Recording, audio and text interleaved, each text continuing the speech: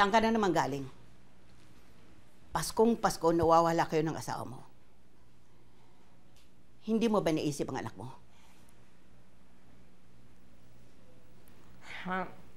May inasikaso lang ako eh. Akala mo hindi ko alam kung anong pinagagawa niyo mag-asawa. Hanggang ngayon, lulong pa kayo sa pinagbabawal na gamot. Kailan mo yung tigilan yan, ha? Nangako kayo sa akin na bitawan niyo. Hanggang ngayon, yung pangako niyo hindi niyo tinupad. Tama na! Huwag niyo na akong pakialaman. Buhay ko to eh. Hindi pwedeng hindi ako makialam. May mga nadadamay na walang malay. Maawa ka sa anak mo. Lola, Mami, may problema po ba? Wala po ko. Nag-usap lang kami ng mami mo.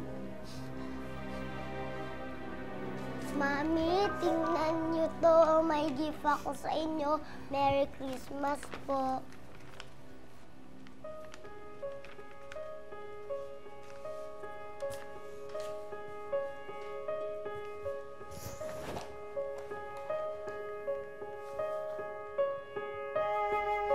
Bagamat mahal ni Gian ang kanyang mga magulang, kapwa nila hindi matalikuran ang paggamit ng ipinagbabawal na gamot. Labis na naapektuhan ang batang si Gian sa pagkalulong nila sa bawal na gamot. Sina Mami at Daddy po, di po ba natin sasama? Ma? Saan niyo dadalhin si Gian? Anak, ito ang tama. Hindi niyo pwedeng ilayo sa akin ang anak ko. Anak mo? Bakit? Kailan ka pa naging ina niya, ha? Hindi mo ba nakikita? Hanggat hindi ka nagbabago, hanggat hindi mo iwanan ang bisyo mo, walang magandang kinabukasang natatamo ang bata.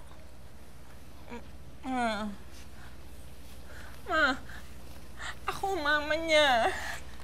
Anak, hindi natatapos sa pagluluwa ng isang sanggol ang pagiging ina. Maniwala ka sa akin. Ito ang nararapat. Hindi ako papayag, Ma. Bitawan mo ang bisyo mo. Papayag akong iwan si Gian sa'yo. Kung hindi mo kayang iwanan ang droga, parang awa mo na. Hayaan mo ng anak mo. Alagaan namin siya. Pag handa ka na, pag malinis ka na, kukunin mo siya. Hindi ko ipagkakaitsigihan sa iyo. Hindi. Para sa kabutihan niya ito. Halika na. Nalila na. Sumama ka lang sa lola mo, ha? Aalagaan ka niya ng mabuti. Hindi ako mabuti para sa'yo. Pero isang araw, magsasama din tayo, ha? Susunduin kita. Pangako ko sa'yo. Susunduin kita. Halika na, Gian. Halika na. Halika na. Halika na. Mama! Halika na. Halika na. Mahalagaan niya siya, Ma.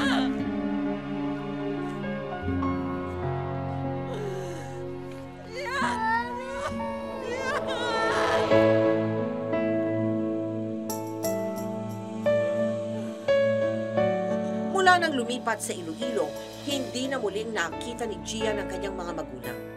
Nagkahiwalay din ang mga ito. Hanggang sa lumipas ang maraming mga taon, ang lola ni Gian ang kanyang nagisna